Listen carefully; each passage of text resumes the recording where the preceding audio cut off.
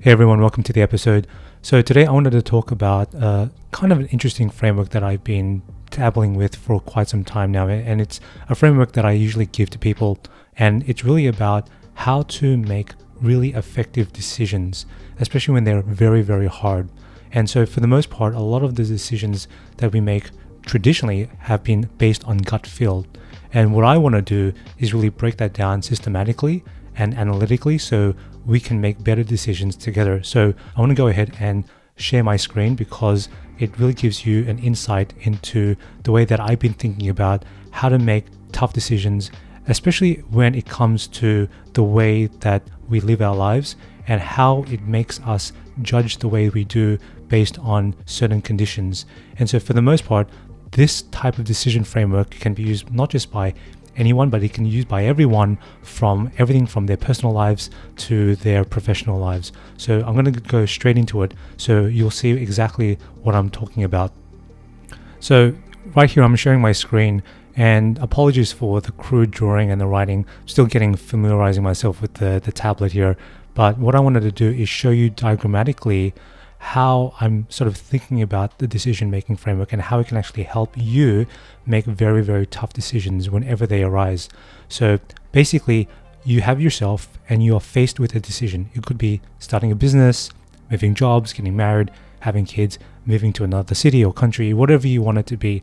And it's a decision that you have to really take seriously and where you have to give it a lot of decision. And so one of the things that a lot of us do intrinsically is make decisions based on gut feel. And for the most part, they work. They effectively work. They do the job. But in many cases, the decision may not necessarily be the one that you expect it to be. And a lot of people make gut decisions very quickly without giving it any thought. So what I want to show here is really the way that we are traditionally shown the way that we make decisions. So what you see here is intrinsically the way we make decisions is, does the benefit outweigh the cost? I think that's the most important thing, and I think that makes sense to us. Obviously, we think that we're going to go for a decision based on the cost that is presented to us. So if the benefits generally exceed the cost, then most likely we'll probably go for the decision. But the problem though is that a lot of us take this at face value, and we don't necessarily understand the intrinsic qualities of that benefit or that cost. There may be more to that decision based on the underlying assumptions that we're making. So in order to dispel some of the traditional thought processes we have just from looking at the benefit and the cost, we can actually break it down even further. So this is where it comes down to sort of three categories that you can think about. So you have a benefit and a cost, but then you can subdivide the benefit and the cost into worst case, the most likely case, and then the best case scenarios. So by breaking it down into these three subcategories, you're able to be more granular in the way you apply your decision-making process. And I'm going to go through an example very shortly here, but hopefully that will explain a little bit more and add a little bit more color into how to actually make these decisions for yourself. But before I do that, I actually wanted to tell you exactly why this is actually important, because you can think of it as sort of a normal distribution where, based on the best, likely, and worst, a lot of the decisions that we want to make are based on what is the best case scenario, and sometimes we overinflate the best case scenario and we minimize the worst case scenario. So at the end of this, I want you to really go away with a better perspective on how to apply this model based on probabilities that you're assigning these types of decisions. So once we've established the notion of a normal distribution here, we can actually apply these principles to an actual example. So let's go to that. Okay, so let's quickly go down to the example of moving a job.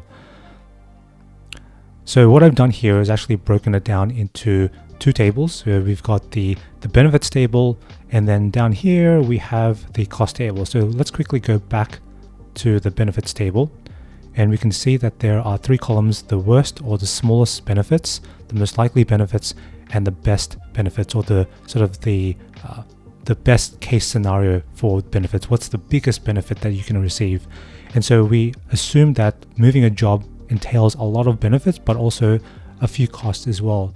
And I'm not going to go through all of them here, but you can already see that some of the smallest or the worst case benefits you can potentially gain from moving a job is perhaps a small pay rise, shorter work commute, maybe some stock options are granted to you, and maybe free lunch on every Wednesday. It's not so bad, right? But in many cases, the most likely will be maybe a more responsibility. You get to get promoted, become a team leader, a manager, and perhaps there'll be some local team retreats that you can attend as well.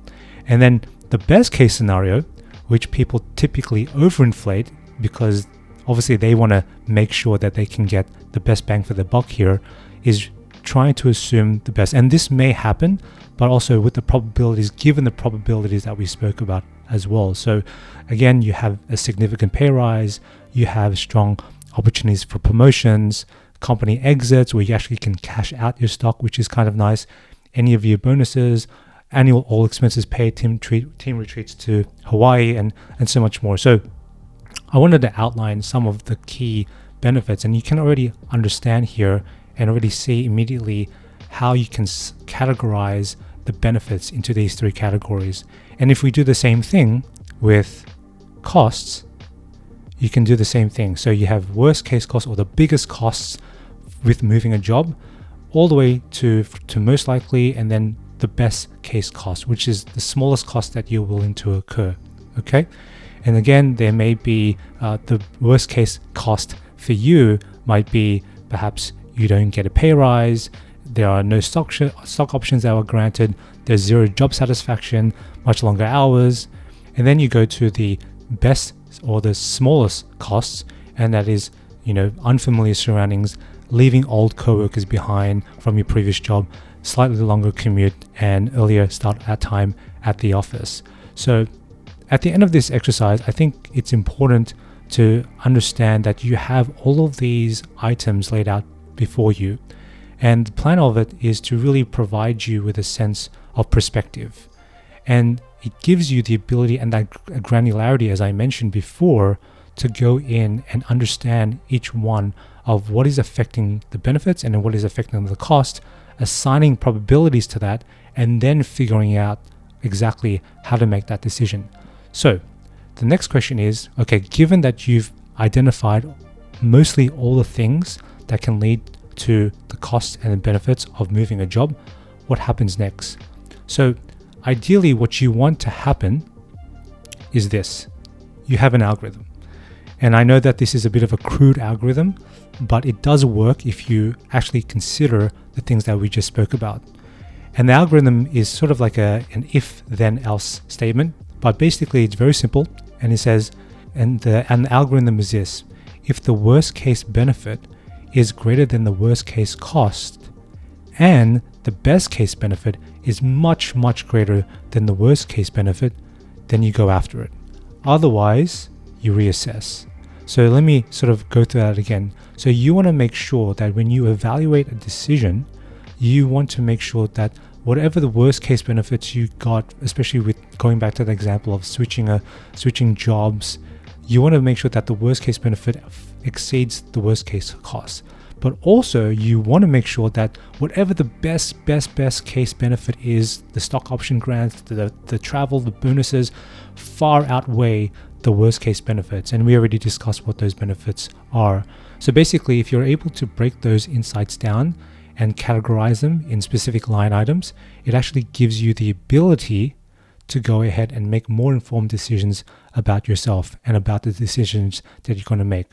So I hope that kind of helps. I know that it was a bit of a crude example, but I really hope that it gives you a sense of perspective and sort of gives you more insight into the decision framework that I use. But I encourage each and every one of you to try it yourself, whether it be as a simple decision, you can do it experimentally, or you could try to do something with a decision that you're facing for quite some time and you don't necessarily know how to go about those steps. So I'm going to go ahead and I'm going to probably print this as a PDF and maybe attach it as a link to the show notes so that you can go through it. But feel free to comment, ask any questions, and I'm happy to answer any questions that you may have. And then finally, if you like the content, go ahead, feel free to subscribe and like and share it with your friends and family. So with that, I hope you enjoyed. I'll be back next time with more content, and take care.